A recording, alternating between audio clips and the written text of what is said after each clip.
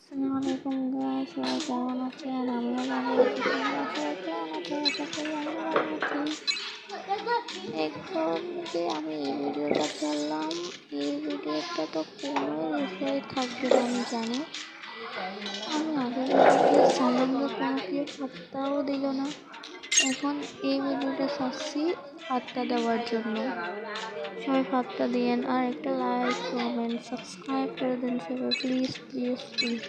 নতুন ভিডিও ছাড়লাম, নতুন দিন আলো, সবাই পাত্তা দিবেন প্লিজ।